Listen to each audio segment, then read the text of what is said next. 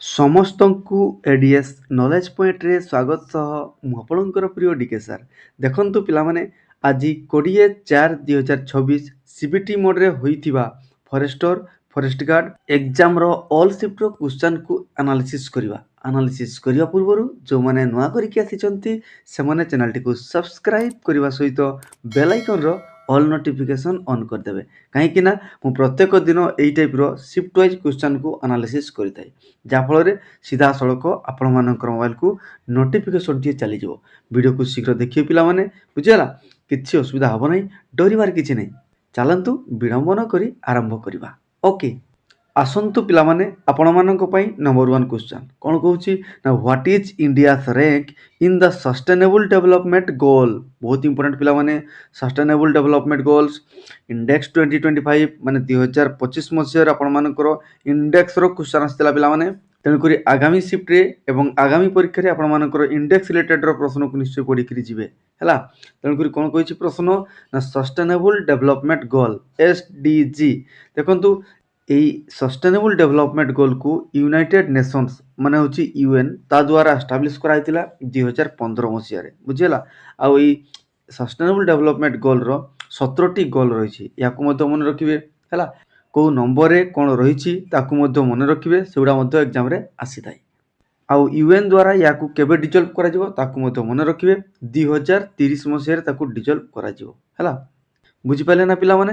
ଇଏ ଥିଲା ଆପଣମାନଙ୍କର ସଷ୍ଟେନେବୁଲ୍ ଡେଭଲପମେଣ୍ଟ ଗୋଲ୍ର ବେସିକ୍ ଜିନିଷ ମୁଁ ଆପଣମାନଙ୍କୁ କହିଦେଲି ହେଲା। ଆଉ ଦେଖନ୍ତୁ, ଏଇ ପ୍ରଶ୍ନର ଉତ୍ତର କ'ଣ ହେଇଯିବ ନା 99th ହେଇଯିବ ହେଲା। ଇଣ୍ଡିଆର ର୍ୟାଙ୍କ କେତେ ନା 99। ଫାଷ୍ଟ ର୍ୟାଙ୍କ କିଏ ଏଇଟା ମଧ୍ୟ ପଚାରିବ ଆଗାମୀ ପରୀକ୍ଷାରେ। ତେଣୁକରି ଫାଷ୍ଟ ର୍ୟାଙ୍କ ହେଉଛି ଆପଣମାନଙ୍କର ଫିନଲାଣ୍ଡ। ପିଲାମାନେ ଆଉ ଟିକେ ଏକ୍ସଟ୍ରା ଫ୍ୟାକ୍ଟ ଜାଣି ରଖନ୍ତୁ, ସଷ୍ଟେନେବୁଲ୍ ଡେଭଲପମେଣ୍ଟ ଗୋଲ୍ର ଯେଉଁ ଇଣ୍ଡେକ୍ସ ତାକୁ କିଏ ପବ୍ଲିଶ କରିଥାଏ? ମନେ ରଖନ୍ତୁ, United nation's sustainable development solution network. ଇଏ ଗୋଟେ ସଂସ୍ଥା ରହିଛି, ସିଏ କ'ଣ କରେ ନା SDGର ଇଣ୍ଡେକ୍ସକୁ ପବ୍ଲିଶ କରିଥାଏ, ବୁଝିହେଲା? ପୁରା କ୍ଲିଅର ପିଲାମାନେ। ତେଣୁକରି ଏଇ ଟାଇପ୍ର ଯଦି ଆପଣମାନେ ଆନାଲିସିସ୍ କରିକି ଯିବେ ବା ଭିଡ଼ିଓ ଦେଖିବେ, ତାହେଲେ ନୋ ଡାଉଟ୍ ଆପଣମାନଙ୍କର ୟା ଭିତରୁ ହିଁ କ୍ୱେଶ୍ଚନ୍ ଆସିବ ଆଉ ଏକ୍ଜାମରେ ସ୍କୋର ଭଲ ରହିବ। ଓକେ, ଜିକେର ପ୍ରୋବ୍ଲେମ୍ ରହିବ ନାହିଁ ପିଲାମାନେ, ବୁଝିପାରିଲେ? ହଉ, ଚାଲନ୍ତୁ ପରବର୍ତ୍ତୀ ପ୍ରଶ୍ନକୁ ଏହି ପରୀକ୍ଷା ଆନାଲିସିସ୍ କରିକି ଯିବା ହେଲା। Number 2, which of the following ocean includes the Baltic C. ବହୁତ ଇମ୍ପୋର୍ଟାଣ୍ଟ ପ୍ରଶ୍ନ ପିଲାମାନେ, ୱାର୍ଲଡ ଜିଓଗ୍ରାଫିର ପ୍ରଶ୍ନଟିଏ। ବାଲ୍ଟିକ୍ ସି ଆପଣମାନଙ୍କର କେଉଁ ଓସେନ୍କୁ ଇନକ୍ଲୁଡ୍ କରୁଛି? ଏହାର ସଠିକ୍ ଉତ୍ତର ହେଇଯିବ ଆପଣମାନଙ୍କର ଆଟଲାଣ୍ଟିକ୍ ଓସେନ୍। ମନେ ରଖିବେ ପିଲାମାନେ, ବାଲ୍ଟିକ୍ ସି ଏଇଟା ଆପଣମାନଙ୍କର ସ୍କାଣ୍ଡିନାଭିଆନ୍ କଣ୍ଟ୍ରି ଏଇ ସିର ଆଖପାଖରେ ରହିଛି ହେଲା। ତେଣୁକରି ଆପଣମାନଙ୍କର ଫିନଲାଣ୍ଡ ହେଲା, ସ୍ୱିଡେନ୍ ହେଲା, ନରୱେ ହେଲା, ସେଗୁଡ଼ା ଏଇ ବାଲ୍ଟିକ୍ ସି ଲାଗିକି ରହିଛି ହେଲା। ତେଣୁକରି ଏହାର ଏକ୍ସଟ୍ରା ଫ୍ୟାକ୍ଟ ମଧ୍ୟ ଜାଣି ରଖନ୍ତୁ, world's largest brackish water basin ସେ ହେଉଛି ଆମର ବାଲ୍ଟିକ୍ ସି।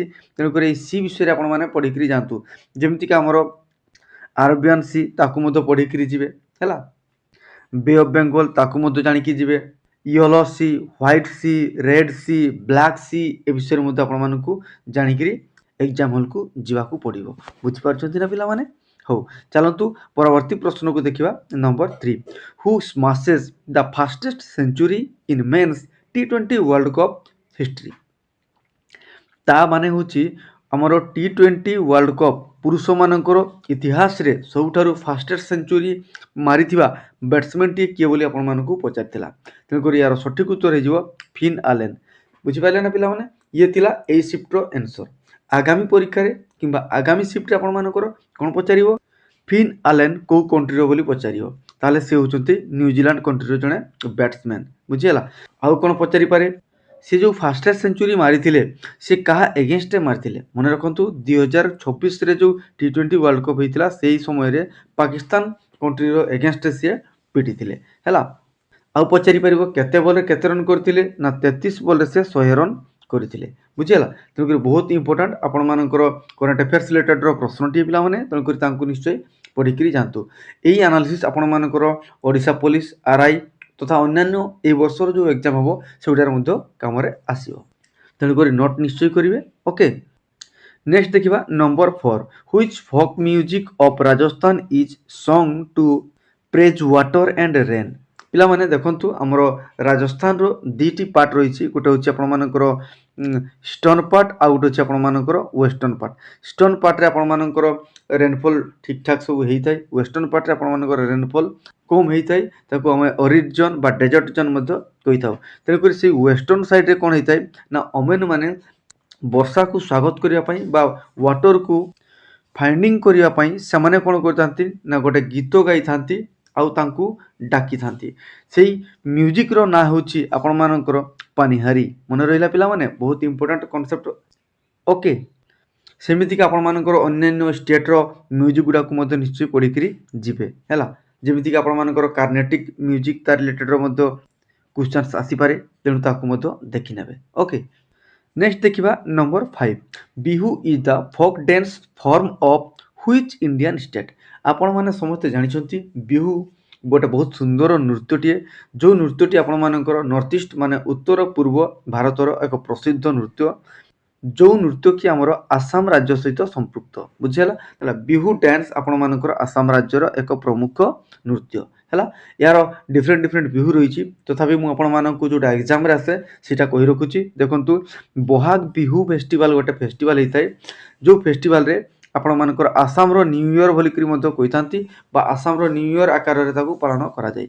बुझीगला पिला माने तेणुक आमर विभिन्न प्रकार नृत्य जमीका छौ नृत्य मयूरभंज जिला सहित संपृक्त आम ओडिशार है, सेमतिका डिफरेंट डिफरेंट इंडिजिनस डांस है, स्टेट डांस है, फोक डांस है, क्लासिकल डांस है, ताकू मन रखिए। बुझीगला तथापि मुझे कही रखुची। देखंतु आमर भारतनाट्यम सेटा तमिलनाडु सहित संपृक्त, मोहिनी नाट्यम आउ कथकली यहाँ आमर केरला राज्य सहित संपृक्त, कुचिपुड़ी पिला माने मन रखिए कुचिपुड़ी आंध्र प्रदेश सहित संपृक्त है, ओडिसी नृत्य ओडिशा पई, मणिपुरी मणिपुर सहित है, आउ कथक नृत्य आमर नॉर्थ इंडिया। जदि नॉर्थ इंडिया नथिबो ताले मन रखिए मैक्सिमम आपण मानकर उत्तर प्रदेश सहित संपृक्त बोलिक ऑप्शन रे थिले टिक मारि देबे। बुझियला तेणुक क्लासिकल डांस गुडा आपण मानकर पढ़ी जीवे। ओके नेक्स्ट देखिबा number 6 study of virus is called dash. यार सठिक उत्तर हो वायरोलॉजी। पिला माने विभिन्न प्रकार हमर स्टडी सब रही से विषय निश्चय पढ़ी जीवे, जमी आपण मानकर बायोलॉजी, फिजियोलॉजी, पेलियोंटोलॉजी, साइकोलॉजी, तेणुक से गुड़ा को निश्चय टिके देखिकी जीवे। ओके तथापि आम एनालिसिस करुचे किसी असुविधा हम नहीं। देखंतु फास्ट डिस्कवर्ड वायरस सेटा को भाइरस को प्रथम थर पर डिस्कवर्ड कराइला सेटा होची टीएमवी टोबाको मोजाइक भाइरस है। ये भाइरोलॉजी होची हमरो साइंस टॉपिक जोटा कि हमरो सबफिल्ड ऑफ माइक्रोबायोलॉजी मध्ये कहि परिबा, माने माइक्रोबायोलॉजी रो ये गोटे पार्ट। पूरा क्लियर पिला माने चलंतु परवर्ती प्रश्न को देखिबा। Number 7 the high court comes under which article of Indian constitution. पिला माने देखंतु हाईकोर्ट सुप्रीम कोर्ट एगुडा निश्चय आपण मानकर एग्जाम रे आसी थाए, तेणुकर एई शिफ्ट मध्ये आसीतिला हाईकोर्ट। हाईकोर्ट आमर आर्टिकल 214 रे रहिछि हैला। टोटल आमर 25 टी हाईकोर्ट रहिछि पिला माने, या पूर्व 24 टी रहितिला, शेषतम जोटा आमर से होछि आंध्र प्रदेश रहिला। काहे कि ना 2014 मसिया रे कोन हैला आंध्र प्रदेश टीए कोन हैला पुनी सेपरेट हे गला, गोटे तेलंगाना स्टेट हो गला आ गोटे आंध्र प्रदेश हो गला। तेणुक नुआ गोटे जेहेतु हाईकोर्ट नथिला तेणुक नुआ हाईकोर्ट टे क्रिएट है। तार टोटाल थिला पूर्व 24 प्लस 1 हो गला 25 टी हाईकोर्ट इंडिया रे रही। बुझिपारे ना पिला माने तेणुक हाईकोर्ट रिलेटेड मु डिटेल आलोचना कर दूची। एटा होची हमर यूनियन लिस्ट रही थाए। सबठारु पुराना हाईकोर्ट सेटा होची कलिकता हाईकोर्ट, आपण मानकर मसिया रे तयारी हेइतिला। बुझीगला सबुठारु नुआ आ सबुठारु पुराना याकू मध्य मु आलोचना करदेली। एई टाइप रे आपण माने नोट करिकरी जानतु, आपण मानकर आगामी जेकोनोसी एग्जाम रे बहुत काम रे आसीओ। ओके नेक्स्ट देखिबा number 8 who was the founder of सत्यवादी वन विद्यालय इन ओडिशा। पिला माने ये ओडिशा रिलेटेड रो प्रश्न आपण मानकर इतिहास रे आपण माने पढिथिबे। सत्यवादी वन विद्यालय जोटा कि हमरो गोपबंधु दास कोन करथिले याकू स्थापना करथिले। बुझिपाले ना पिला माने देखंतु मु डिटेल आलोचना कर दूची। एटा को केबे स्थापना करथिले 1909 मसिया रे। मन रखंतु पिला माने 1909 मसिया रे ताकू पुरी रो साखी गोपाल ठारे स्थापना करथिले हैला। आ एई जो आपण मानकर सत्यवादी वन विद्यालय याकू बकुड़ वन मध्य कहि थांती। बुझिला यार प्रथम हेडमास्टर माने एई जो सत्यवादी वन विद्यालय रो प्रथम प्रधान शिक्षक थिले नीलकंठ दास।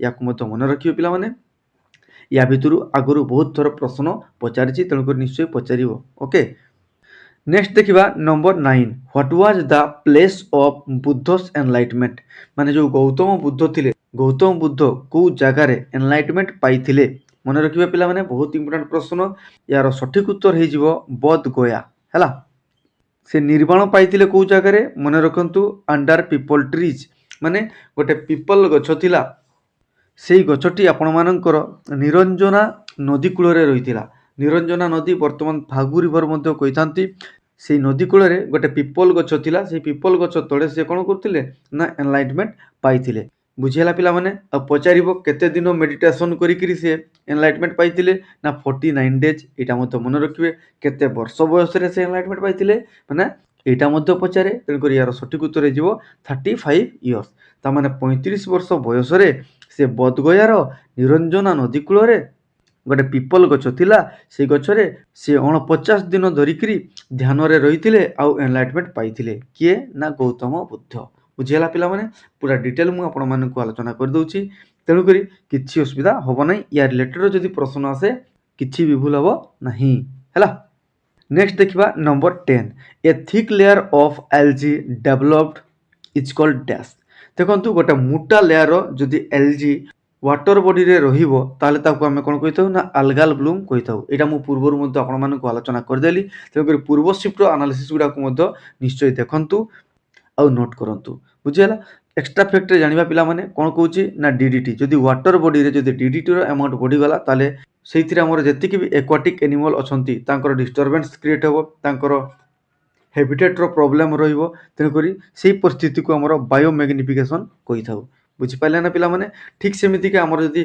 वाटर बॉडी रे एक्सेस अमाउंट रो जदी नाइट्रोजन आउ फास्फोरस रहि जाय ताले हमर प्लांट्स रो ग्रोथ अधिका हे जाय जा फल रे हमर ऑक्सीजन शॉर्टेज पड़े ताको हमर यूट्रोफिकेशन कहिथांती बहुत इंपोर्टेंट टर्म पिला माने अल्गाल ब्लूम बायोमैग्निफिकेशन एवं यूट्रोफिकेशन या भीतर निश्चय प्रश्न आसी थाए जेहेतु अल्गाल ब्लूम आस्तिला आगामी शिफ्ट रे बायोमैग्निफिकेशन नले यूट्रोफिकेशन निश्चय आसीबो मन रहिला पिला माने ये थिला हमरो जीके क्वेश्चन एनालिसिस तेनु करी जो माने एग्जाम दे सारुछंती से माने मोर Telegram group DK sir Odisha सेइथिरे जॉइन हेकरी आपण मानकर मतामत निश्चय जणांतु जा फल रे हमें आउ अधिका एनालिसिस करि परिबा आउ पीडीएफ पाया पई चाहुछंती ताले हमर official Telegram channel ADS knowledge point सेथिरे जॉइन करि नेबे आ पीडीएफ को आपण माने कलेक्शन करि नेबे बुझियला पिला माने चलंतु एबे देखिबा कंप्यूटर सेक्शन को कोन कहूची ना what is the use of shift plus F5 shortcut की रो उत्तर कोन हबो देखंतु स्टार्ट स्लाइड शो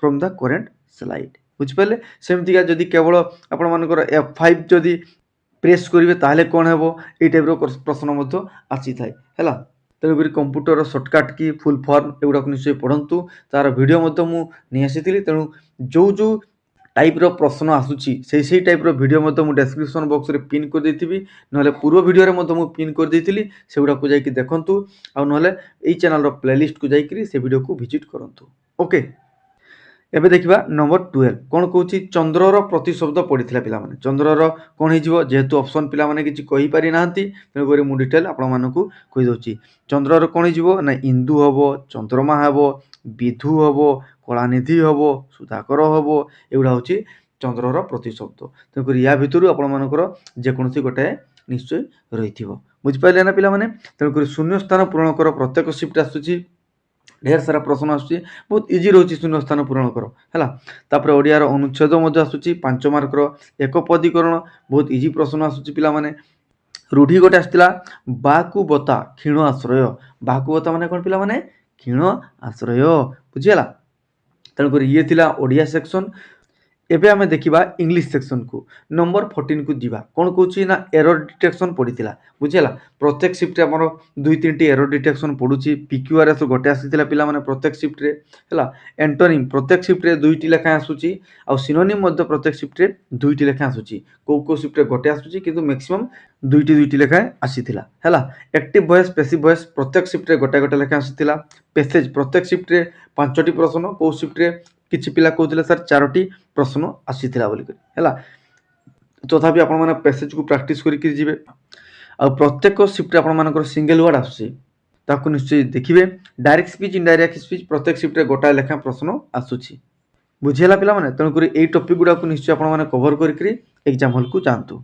एबे देखिबा मैथमेटिक्स सेक्शन को नंबर 16 सिंप्लिफिकेशन प्रत्येक शिफ्ट रे दुईटी लेखा प्रश्न आसुची गोटे आसुची आपण मानकर बडमास रिलेटेड रो किछि पिला कहउतिले फ्रैक्शन रो तेणुकर सिंप्लिफिकेशन आपण इंपोर्टाट प्रश्न हो मेन्सुरेशन रो गोटाए प्रश्न आसला कौ शिफ्ट रे सिलिंडर आसूची कौ शिफ्ट रे कोन रो आसूची तो कौ शिफ्ट आपण स्फीयर क्वेश्चन आसूची तेणुकर ताकू निश्चय देखंतु से टॉपिक गुडा को मु पूर्वरु ए मेन्सुरेशन रो आलोचना करि दिथिली तेणुकर से वीडियो को निश्चय देखंतु ओके सेमिति का आपण ट्रिगोनोमेट्री रो क्वेश्चंस मध्ये आसूची तेणुकर ट्रिगोनोमेट्री रो प्रश्न को मध्ये प्रैक्टिस करंतु तार फार्मूला तार टेबल को मध्ये पढिकी जिवे ओके देन आमर प्रत्येक शिफ्ट रे पार्टनरशिप रो दुईटी लेखा प्रश्न आसी पिला माने पार्टनरशिप आपण मानक पई बहुत इंपोर्टेंट टाइम एंड डिस्टेंस रो गोटाए प्रश्न आसुची सीआईएसआई रो प्रत्येक शिफ्ट रे गोटाए गोटा लेखा आसुची हला पिला माने ज्योमेट्री रो मध्ये प्रश्न आसुची गोटे शिफ्ट आपण मानकर रंबस रो प्रश्न आसीथिला गोटे शिफ्ट आपण मानकर